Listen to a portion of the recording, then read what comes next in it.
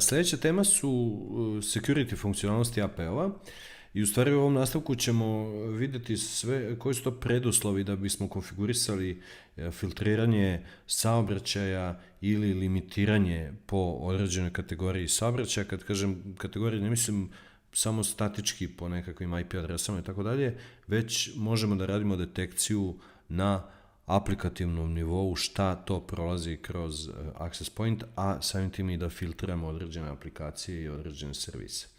Znači, da bi to, uopšte tu mogućnost angažovali, prvo treba da uključimo neke stvari na samom APU.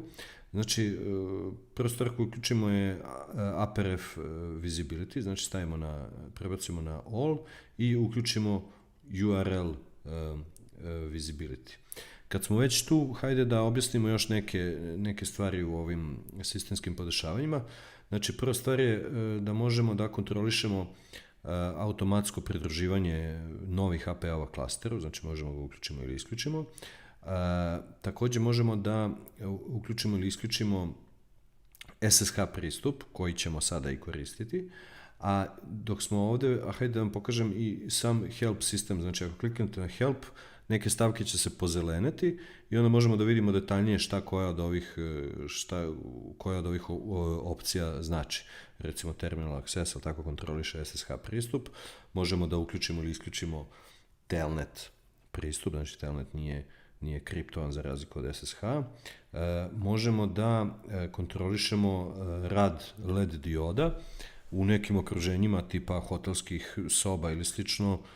Zahtev je nekada da LED diode budu ugašene, da ne bi uznemiravale goste. Također možemo da uključimo i isključimo extended SSID-eve, znači po definiciji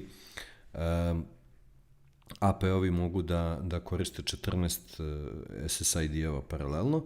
U slučaju da imamo potrebu da kreiramo mesh mrežu koju ćemo adresirati u jednom zasebnom nastavku, neophodno je da isključimo extended SSID, čime se limitiramo na samo 14 SSID-eva i tako dalje, tako dalje. Ono što nas zanima je da je terminal pristup uključen, da smo uključili APRF visibility i to je za sada to. Za nekakvih 10 minuta ovdje ćemo, ako izaberamo nekog klijenta ili nekakvu celu mrežu, u sekciji monitoring će početi nam se pojavljuju podaci o statistici aplikacija, kategorija aplikacija, web kategorija i web reputationa koji te web adrese imaju, a pozadina svega je u stvari da svaki Aruba Instant System aktivno komunicira s jednim servisom koji se zove Bright Cloud i koji omogućava da vi kategorizujete, ako uključite ovu funkciju, da kategorizujete saobraćaj koji se dešava na APU. Znači, da bi vidjeli kako to izgleda, hajmo do komandne linije, ujedno da napravimo nekakvu osnovnu demonstraciju CLI-a. Znači, logujete se SSH-om koji je po definiciji uključen ili telnetom na AP, možete da odete na njegovu fizičku adresu ili možete da uradite SSH na instant.arubanetworks.com ili setmeup.arubanetworks.com i to će vas dovesti do jednog CLI, tako, CLI interfejsa i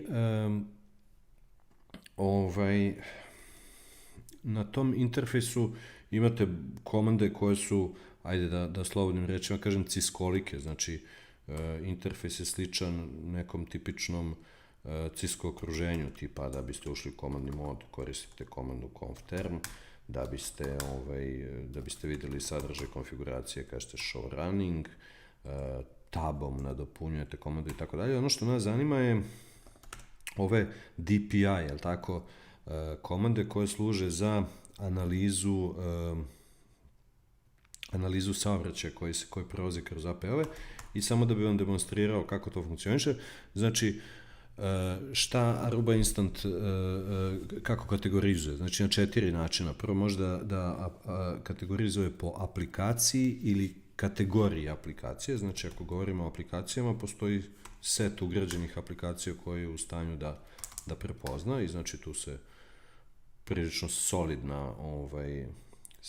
solidan spisak nalazi. Imamo nešto što se zove aplikativna kategorija, je li tako? Gde se same aplikacije svrstavaju određene kategorije, onda možemo da filtriramo ili ograničimo kompletnu kategoriju aplikacije i na isti način imamo kategorizaciju web sajtova i po nekim različitim kategorijama, je li tako? Recimo social networking, pornografija, okultizam, obrazovanje, hakovanje i tako dalje. I ono što možemo da uradimo je da u stvari vidimo kako to radi, što je ceo cilj ove vežbe, da vidimo kako Aruba Instant kategorizuje određene aplikacije. Znači, ako kažemo da želimo vidimo nekakav lookup kategorije, daćemo neku adresu iz našeg regiona, recimo B92, na prvi upit, pošto nismo do sada imali ka B92 ničega, nismo dobili odgovor, a na drugi upit već je Bright Cloud kontaktiran i adresa B92 kategorizovana u kategoriju News and Media i ima nivo poverenja 84. Ovaj broj će vam kasnije biti zanimljiv u smislu kategorizacije pouzdanosti web sajta. Znači, možemo da zabranimo web sajtove koje smatramo nepouzdanim. Ajde da probamo još nešto. Znači, umjesto B92 stavimo recimo index.hr, je li tako? Isto, na prvi upit nemamo ništa, na drugi upit dobijamo kategorizaciju News and Media i recimo clicks.ba, opet prvi upit ništa, drugi upit opet News and Media, isto medijski sajt, confidence level 85. Aktivnom komunikacijom, ajde da vidimo, ne znam, Café del Montenegro, da li je kategorizovan, jeste internet portal i neki slovenski sajt, mislim da imamo 24ur.si, kategorizovan kao streaming medija, možda je ovo i greška.